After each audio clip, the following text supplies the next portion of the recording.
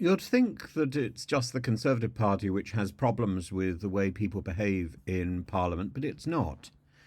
Christina Rees, the MP for Neath, was accused of bullying, and the Labour Party has had a 15-month probe.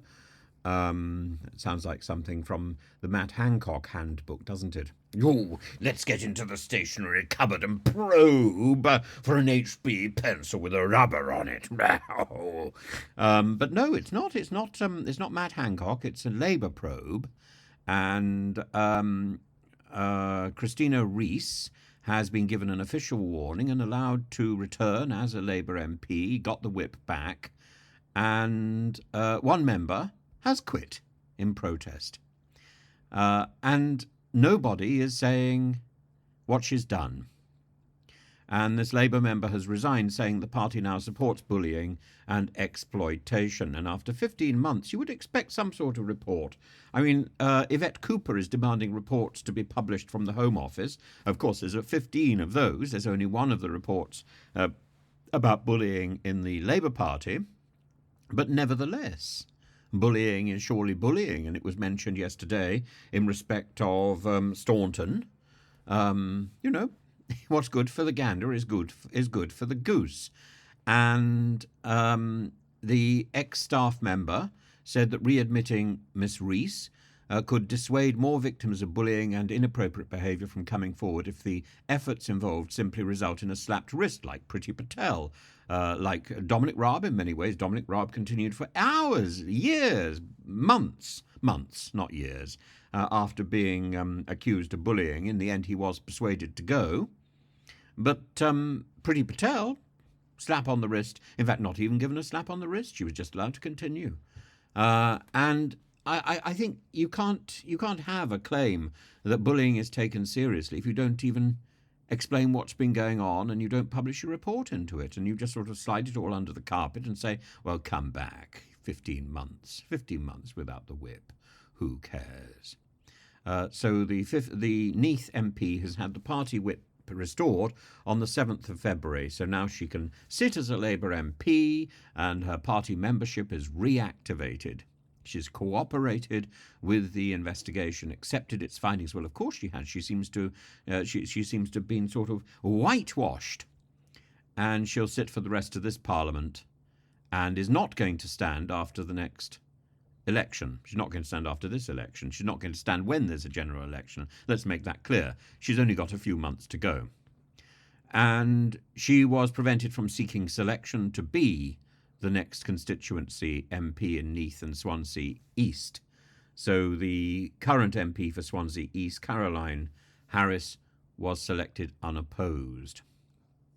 And she's somebody who had served as Secretary of State for Wales between 2017 and 2020, actually opposition, shadow Secretary of State for Wales under Jeremy Corbyn. So she's got a certain amount of standing in the party, and therefore a certain amount of publicity has been attracted, and we ought to know what she is supposed to have done, and whether she did it, and if she didn't do it, what's happened to the person who made the accusations.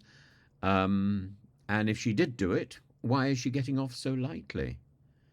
What we're told is that there seems to be an admission of guilt on her part, her response, which suggests she admits to bullying, and yet at the same time she's put back in place. It's not good enough that she has her position restored, even if she's going to go at the end of this Parliament. It's absolutely appalling, says an ex-staff member, and I entirely agree. What kind of view does that give anybody? If you stand up to bullies, all they get is a slap on the wrists. And again, it comes down to whistleblowing. What is the point of a whistleblower if the whistleblower gets sacked or the whistleblower gets sidelined? What is the point of a whistleblower?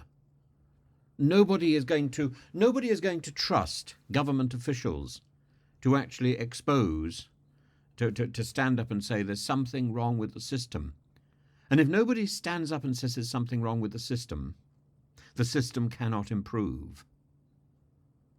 The system will get more and more corrupt, and we know we've got a problem with corruption. Any country has a problem with corruption when its powerful elite are in power for too long. Power corrupts. And that's why we need somebody prepared to whisper in your ear, remember that you are just a man, like the person who whispers into the ear of the general during a Roman parade, during a triumph, when the general has had his face painted bright red, as if that's not enough to bring him down to size. There's somebody holding the laurel wreath and whispering in his ear, remember, you're just a man. Well, that's the role of the whistleblower. And if that role is not respected, if when people say, this person has been bullying, this person who you think is so important has been bullying, if that person is just dismissed, if Priti Patel is reinstated, if Dominic Saab is just put back onto the back benches, if this person, Christina Rees, is just reinstated into the Labour Party, what does this say about people who risk their careers by standing up and saying, I have been bullied? I've been bullied. Whether it's in the Parliament, whether it's in the police force, whether it's in the NHS, I have been bullied. Whether it's in the school system, I have been bullied. If you're not taken seriously, and particularly if the person who's been bullying you says, well, yes, all right, I did bully a bit, and then they're reinstated. What message does that send out to people in business, to people in political careers, in councils and so on, to children in a playground? What message does it send out? There's nothing wrong with bullying. I suppose that's what it sends out. And that's not the message we try to put out, is it? We try to put out the idea that bullying is wrong. Christina Rees, she shouldn't be given power again, should she, if she's admitting bullying? Even implicitly. And if nobody's going to print the report, if they're going to hide the report, what is the point of the investigation in the first place? Jobs for the boys.